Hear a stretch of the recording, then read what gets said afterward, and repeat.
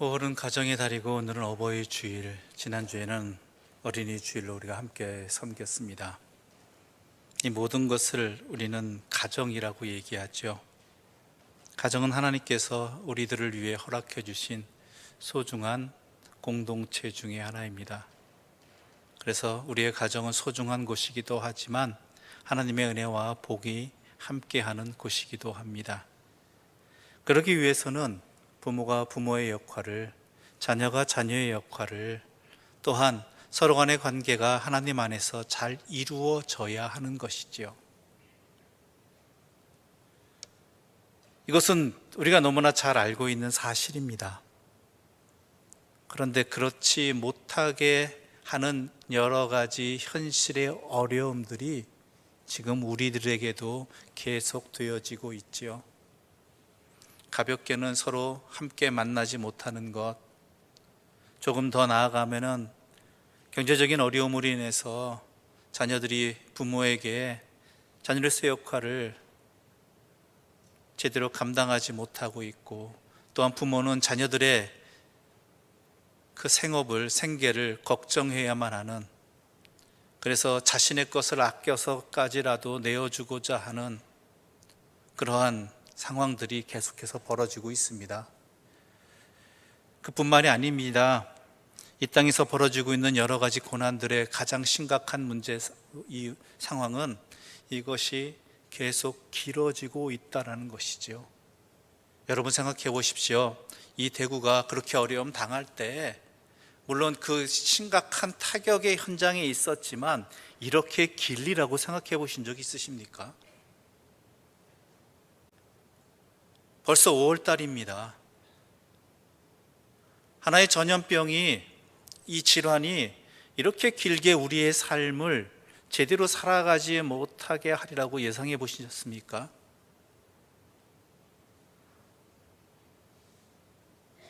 그렇게 우리는 지금 더 힘들고 어렵습니다.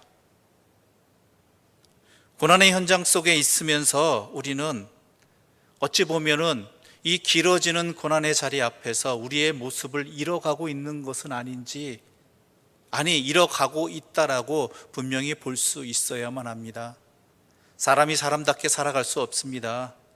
가정이 힘들어지고 있습니다. 심지어 가정의 공동체가 깨어지는 일들이 점점 심각하게 나타나고 있습니다. 교회는 어떠합니까?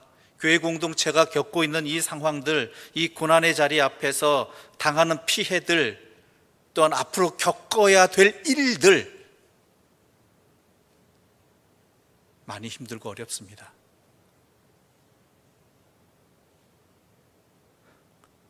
이런 상황 속에서 우리는 분명히 이 모든 것들도 하나님의 손길 안에, 다스리심 안에 있음을 믿고 있기에 이 길을 헤쳐나갈 방법도, 또한 이 고난의 자리를 통해서 하나님께서 우리에게 이루고자 하시는 뜻도 있음을 분명히 알고 있고 믿고 있습니다. 그래서 오늘 본문이 소중한 것입니다. 왜냐하면 오늘 본문은 우리보다 더 심각한 고난의 자리, 우리보다 더 길게 박해를 받았던 초대교회 공동체에, 그래서 흔들리고 변질되어지고 자칫 잘못하면 사라질 수 있는 위험 속에 있는 초대교회 공동체에 사도 베드로가 하나님께서 주신 말씀을 전한 것이기 때문입니다. 초대교회는 200년 넘게 박해를 받았습니다. 처음에는 유대인들에게 박해를 받았고요, 또한 더 뒤에 이어서는 로마 제국에 의해서 끊이지 않고 더 심해지는 박해의 자리가 있었습니다. 심지어 오늘 본문 말씀은 전한 베드로가 순교한 네로 황제 때 이 기독교인에 대한 박해는 그들에게 매우 억울한 일이었습니다. 원인은 여러분이 잘 아시다시피 로마시의 대화재 때문이었습니다. 그 화재는 얼마나 컸든지 로마시의 3분의 1을 태워버렸다고 합니다. 그런데 이때 흉흉한 소문이 돕니다. 로마 황제 네로가 자기의 입맛에 맞게 이 도시를 새롭게 재건축하기 위해서 일부러 불을 질렀다라는 그러한 소문이 돌기 시작합니다. 그럴 만도 했습니다. 당시 로마 황제였던 네로는 백성들에게 많은 고통과 어려움을 주었던 사람이었습니다. 그 고통 속에 있던 사람들은 네로 황제라면 능히 그럴 것이라는, 그럴 수 있는 사람이라는 그러한 인식을 받았던 황제였습니다. 그래서 네로 황제는 이러한 소문과 자신의 정치적 위험을 타개하기 위해서 이용한 사람들이 바로 그리스도인이었다는 것입니다. 그리스도인들이 불을 질렀다는 소문들을 내고 또한 그리스도인들을 참혹하게 박해하기 시작했습니다. 그 박해가 어느 정도였냐 하면은 당시 기독교에 대해서 호의적이지 않았던 타키투스라는 사람조차도 그의 기록에 이 핍박이 얼마나 참혹했는지 그 그리스도인들에게 동정심이 생길 정도였다라고 기록하고 있습니다.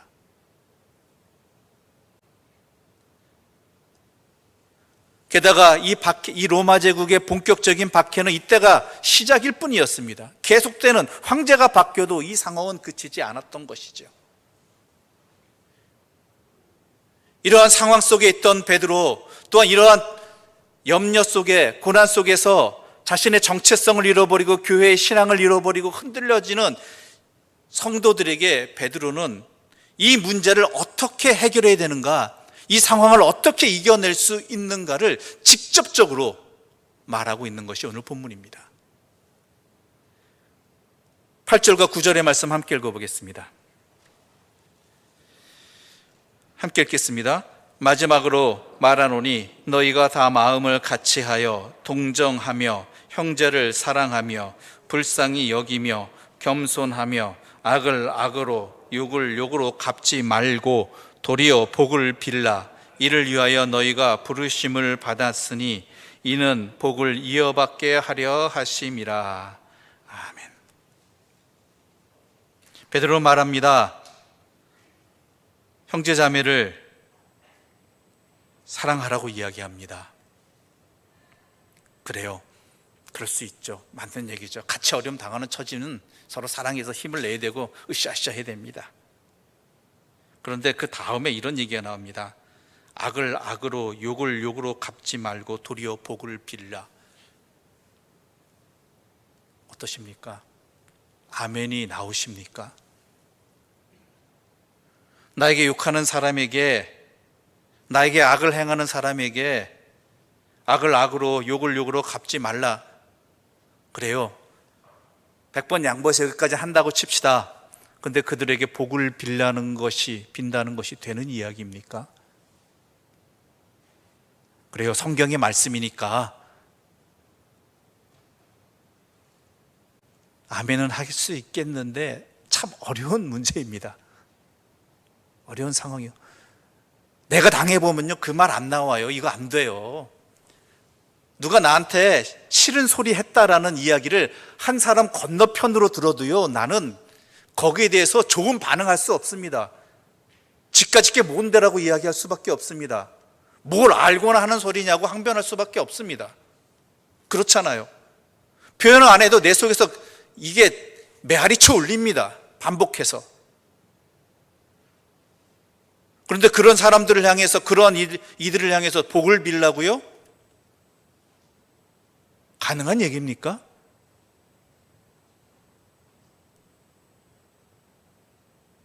당해보지 않은 건 이런 얘기 함부로 하면 안 된다고 생각합니다. 그런데 베드로는 그러라고 이야기하고 있어요.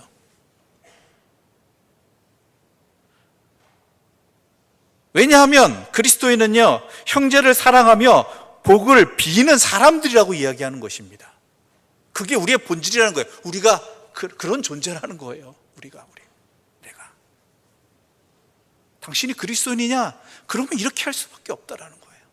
이렇게 해야 된다. 이런 존재다. 그뿐만이 아니에요. 10절과 11절에 이렇게 말씀하고 있습니다. 함께 읽어보겠습니다. 그러므로 생명을 사랑하고 좋은 날 보기를 원하는 자는 혀를 금하여 악한 말을 그치며 그 입술로 거짓을 말하지 말고 악에서 떠나 선을 행하고 화평을 구하며 그것을 따르라.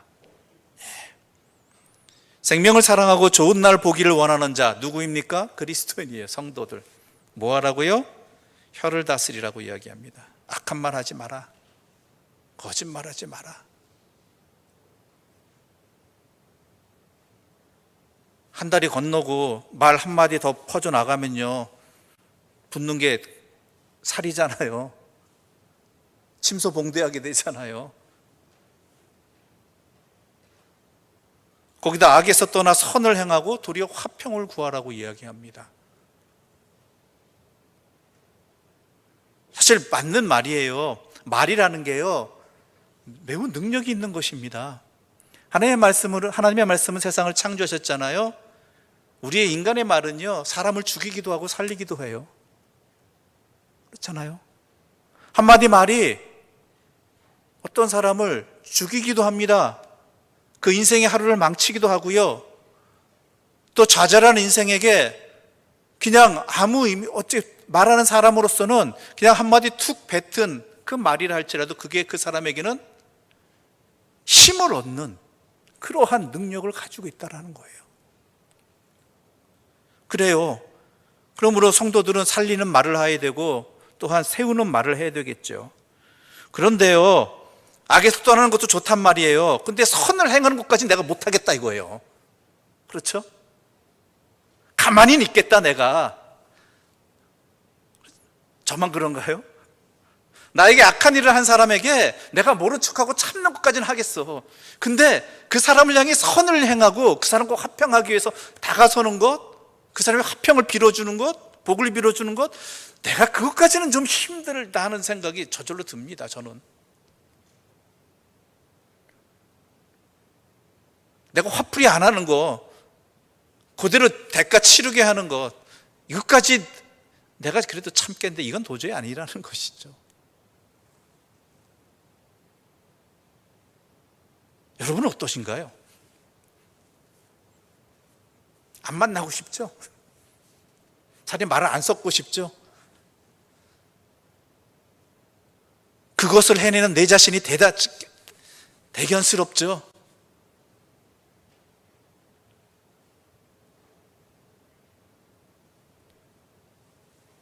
그런데요, 베드로는 뭐라고 얘기해요? 선을 행하고 화평을 구하고 그것을 따르라.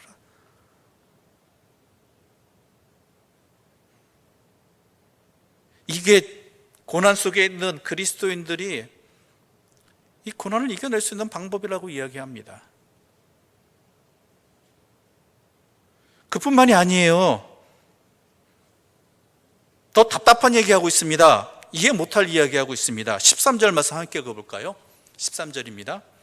또 너희가 열심으로 선을 행하면 누가 너희를 해하리요?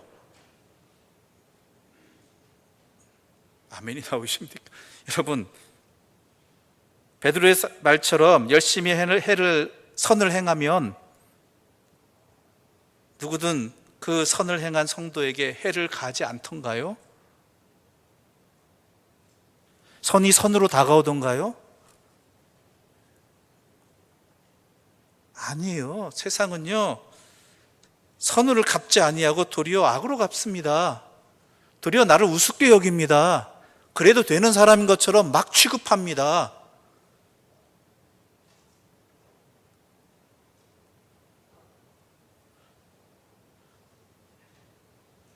그런데 베드로는 이게 열심으로 선을 행하면 누가 너희를 해하리요? 아니, 세상이 다 해요. 다 대부분 그래. 안 그런 사람이 드물어요.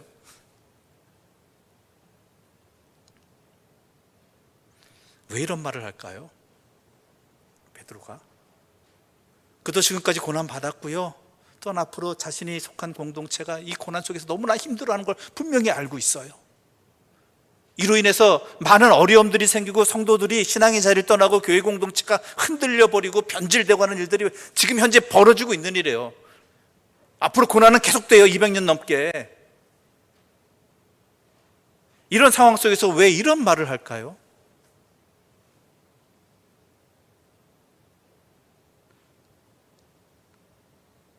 17절 10절 말씀 우리 함께 읽어보겠습니다. 함께 읽겠습니다. 선을 행함으로 고난받는 것이 하나님의 뜻일진데 악을 행함으로 고난받는 것보다 나으니라. 아멘. 자, 이 구절의 내용이 뭐냐면 어차피 고난받는다, 인생은 고난이다예요. 선을 행해도 고난받고 악을 행해도 고난받는다.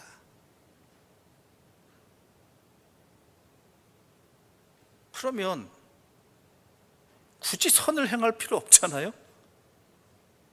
선을 행했는데 고난받으면 타격 더 커요. 그렇죠? 내가 한 만큼 돌려받는 거, 조금 더 받는 건 그건 난데, 내가 좋은 일 하고서 악하게 반응받으면 그건 너무나 힘들어요. 선을 행해도 고난받고 악을 행해도 고난받으면 차라리 악을 행하고 고난받는 게 정신건강상, 계산상 그게 더 낫지 않나요?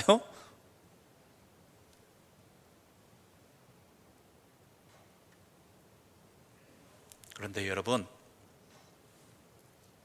베드로가 이 말을 하고 있다는 건요, 이 말을 한 사람이 베드로라는 게 중요해요. 베드로가 어떤 사람이었는지 아세요? 예수님과 함께 다닐 때 고난 절대 싫어하던 사람이었어요. 고난 피하던 사람이었어요. 고난을 용납할 수 없던 사람이었어요. 예수님께서 자신이 십자가의 고난을 받아야 될 것이라고 제자들에게 말씀하셨을 때 베드로는 뭐라고 반응했죠? 주여, 절대 그런 일이 있어서는 아니 됩니다. 그리하지 마옵소서. 그래서 예수님한테 뭐라고, 이 사단아 내 뒤로 물러가라, 그럴 정도의 꾸절함을 들었을 정도로 예수님의 고난에 대해서 적극적으로 항변하던 사람이에요. 그런 일을 벌어서는 안 된다고. 무슨 고난이냐고. 사람이 영광을 추구해야 되지, 얻어야 되지, 좋은 거 얻어야 되지.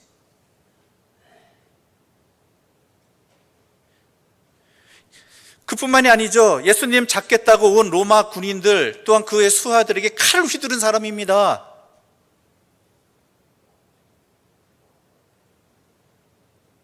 또 자기에게 고난이 다가왔을 때 어땠어요?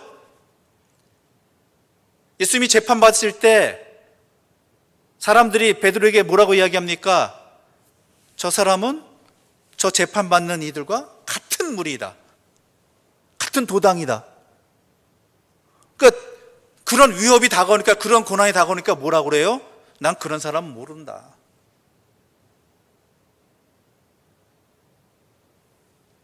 왜 나한테 그러냐고 욕을 할 정도였어요.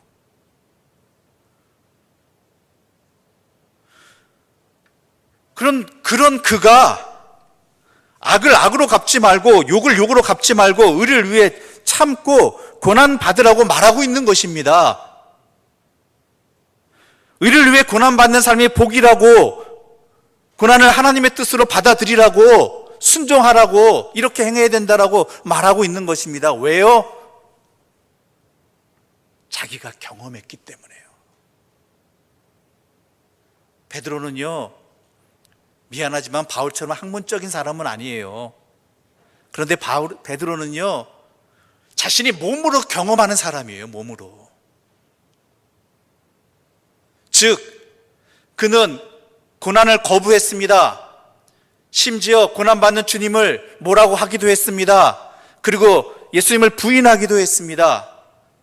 그런데 예수님이 그 고난 앞에서 행하신 일들이 결국은 그 고난에, 하나님 뜻에 순종하는, 선을 행하는 고난으로 말미암아 어떤 일이 벌어졌어요? 하나님의 구원의 역사가 일어났다라는 거예요. 자기도 예수님을 부인했던, 고난을 피하여서 예수님 앞에서 도망했던 자기도 어떻게 돼요? 예수님의 그 십자가의 은혜를 입은 사람이었다라는 거예요. 내가.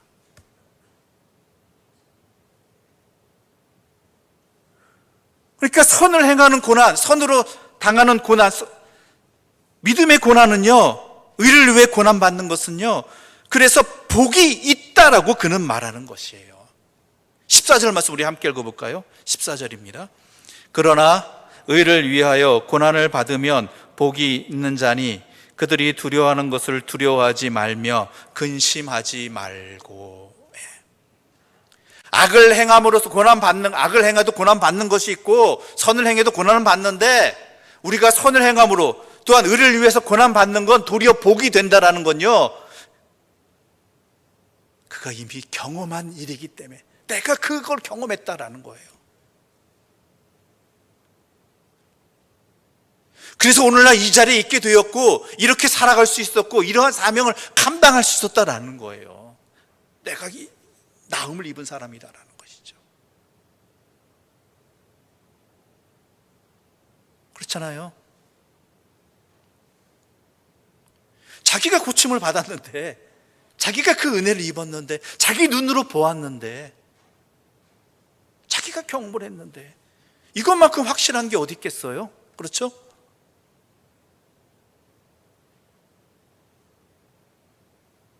자기도 말렸던 예수님의 십자가의 고난이, 예수님께서 순종하셨는데 의를 위하여 고난을 받으셨는데 그로 인해서 내가 복을 받았다라는 거예요. 내가 은혜를 입었고 그렇게 시작되었다라는 거예요.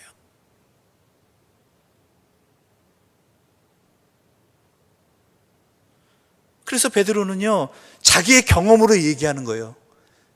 자기가 그 고침을 받았고 나음을 입었고 그 은혜를 입은 사람이니까, 예수님께서 의의 고난을 받으심으로 말미암아. 그런데 그래서 베드로는 뭐라고 이야기하는지 아십니까? 15절 16절 말씀 함께 읽어보겠습니다. 15절 16절입니다. 너희 마음에 그리스도를 주로 삼아 거룩하게 하고 너희 속에 있는 소망에 관한 이유를 묻는 자에게는 대답할 것을 항상 준비하되 온유와 두려움으로 하고 선한 양심을 가지라. 이는 그리스도 안에 있는 너희의 선행을 욕하는 자들로 그 비방하는 일에 부끄러움을 당하게 하려 함이라. 아멘. 그리스도를 바라보아라. 그리스도 안에 있어라. 그리스도의 마음을 생각해 보아라. 그리스도께서 그렇게 하심으로 이 모든 일들을 해결하지 않으셨느냐? 그러므로 우리는 어떻게 해야 된다? 이 고난의 현실 앞에서, 내가 당하는 고난 앞에서 어떻게 해야 되느냐? 세상과는 다른 길을 걸어야 되고 다른 방법이 우리에게는 있다. 근데 그것은 확실한 방법이고 가장 뛰어난 것조차 아니라 모든 것과 비교할 수 없는 명확한 길이다라고 말하고 있는 것이에요. 그것은 뭐냐? 주님의 마음을 본받으라. 주님이 행하신 대로 하라. 주님이 어떻게 하셨습니까? 악을 악으로 갚으셨습니까? 아니잖아요. 욕을 욕으로 갚으셨습니까? 아니잖아요. 그들을 위해 십자가를 지셨는데요. 도리어 그들의 복을 빌어주신 분이 우리 예수님이신데요.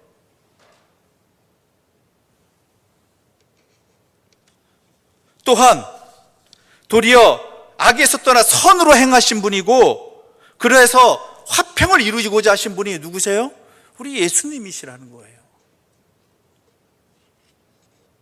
그게 문제를 해결하는 길이고, 고난 속에서 우리가 우리의 본질을 잊지 아니하고 도리어 이것을 통해서 우리가 굳건히 설 수 있는 방법이 바로 이것이기 때문에 베드로는 구체적으로 이렇게 하라라고 고난당하는 성도들에게 강력하게 권면하고 있는 것입니다.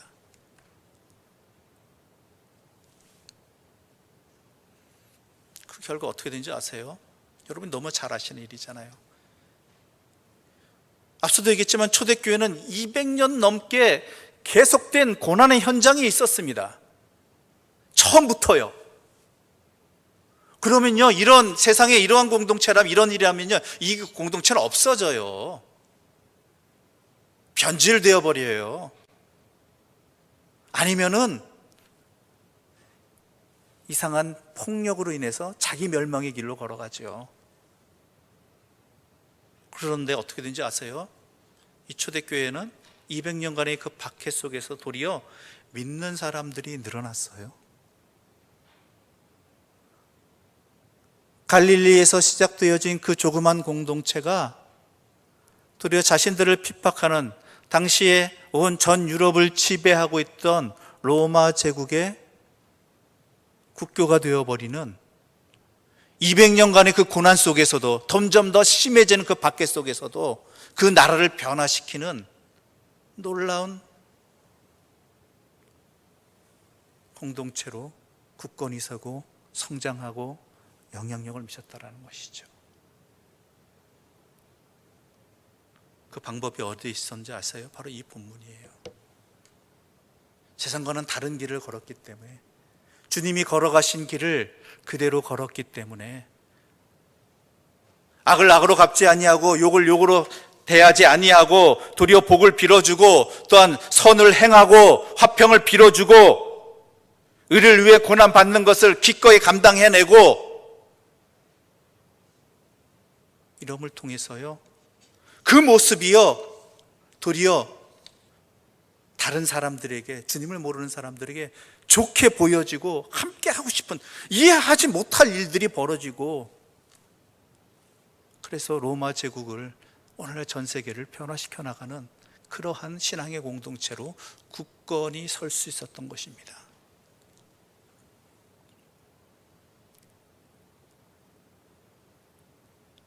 우리 또한 마찬가지입니다.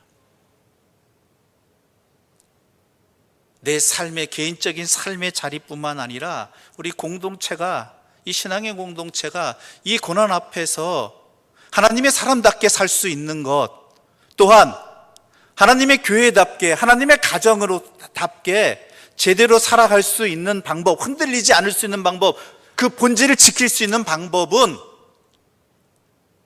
이미 경험한 베드로의 권면에 따라서 우리가 그렇게 행할 때라는 것입니다.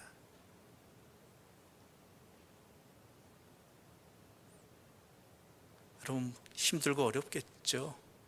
그런데 그 길밖에 없다는, 그게 증명된 길이라면 여러분 어떻게 하시겠습니까? 내 병이 날 수 있는, 내 문제를 해결할 수 있는 길이 그것이 분명하다면, 그것이 다른 사람들에게 역사적으로도 증명된 일이라면 여러분 어떻게 하시겠습니까? 죽기 살기로 따라가야죠. 죽기 살기로 행해야 되죠. 안 그러면 내가 망하는데요, 내가 흔들려 버리는데요.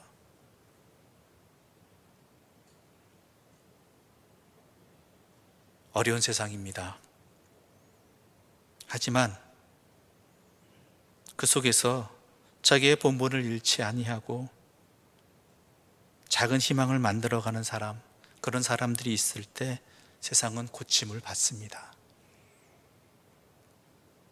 우리 성도는 바로 이런 일들을 위해 부름받은 사람들입니다. 이미 주님이 그렇게 하셨고 그 결과가 있었고, 또한 초대교회 성도들이 그렇게 행하여서 그 모진 박해와 그 기나긴 핍박 속에서도 도리어 자신들을 핍박한 자들을 회복시켜 나가는 그러한 결과를 이미 우리는 보고 있습니다. 우리 또한 이제 이 길을 걸어가야 됩니다. 이 방법을 행해야 됩니다. 악에서 떠나 선을 행하고 화평을 구하는 자로서, 또한 형제를 사랑하며 악을 악으로, 욕을 욕으로 갚지 아니하고 도리어 복을 빌어줌으로써, 그럼으로써 우리의 그러한 모습이 우리 자신도 고치고, 또한 우리의 그러한 모습이 주님을 모르는 사람들에게 좋게 증거되어서 주님께 나오는 사람이 더 많아지는, 도리어 하나님의 공동체가 굳건하게 주 안에서 세워지는, 회복되어지는 그러한 일들이 있기를 바랍니다. 그것이 복입니다. 그것이 우리가 계속 복을 받을 수 있는 길입니다. 여러분 명심하십시오. 우리는 그리스도인입니다. 세상과는 다른 길을 걸어가야 하는 하나님의 사람들이고, 하나님의 방법이 분명히 우리에게 허락되었습니다. 이 방법대로 행하시기 위해서 우리의 삶의 자리를 이전보다는 더 다르게 하나씩이라도 고쳐 나가시고 반응하시고 행하시는 믿음의 사람들 되시기를 간절히 소망합니다. 기도드리겠습니다. 하나님 아버지, 우리는 하나님의 사랑에 제대로 응답하지 않았습니다. 되려 하나님의 선하신 앞에 악으로 갚았습니다. 하나님의 사랑에 우리는 거역함으로 나아갔습니다. 그러나 그러한 우리들을 위해 예수 그리스도를 이 땅에 보내주셔서 악을 악으로 갚지 아니하시고 욕을 욕으로 갚지 아니하시고 도리어 선을 행하여 주시고 화평케 하여 주시고 사랑으로 응답해 주셨습니다. 그래서 우리가 주님의 십자가의 그 은혜를 받았습니다. 주님께서 우리를 위해 고난을 당하심으로 우리가 회복을 얻었습니다. 또한 초대교회 성도들이 자신을 핍박하는 자, 자신에게 고난을 가하는 자들 앞에서 도리어 화평을 구하고 선을 행함으로 말미암아 그 땅을 변화시켜 나갔습니다. 아니, 그 이전에 먼저 자신들의 본질을 지켜나가고 믿음의 자리를 굳건히 해나갈 수 있었습니다. 우리 또한 이 현실의 고난 앞에서 이렇게 되기를 소망하며 주님의 마음을 본받고 주님의 뒤를 따라서 선을 행하고 화평을 구하며 선한 말을 하고 선한 행동을 하고 또한 나를 핍박하는 자들을 위해서 세상을 향해서 복을 빌어주는 그러한 주님의 통로가 되기를 간절히 소망합니다. 우리가 그 길을 걸어가게 하여 주시옵소서. 그 길만이 유일한 살 길이고 우리의 길이라는 것 명심하여서 끝까지 순종하며 나가게 하여 주시옵소서. 예수님의 이름으로 기도드립니다. 아멘.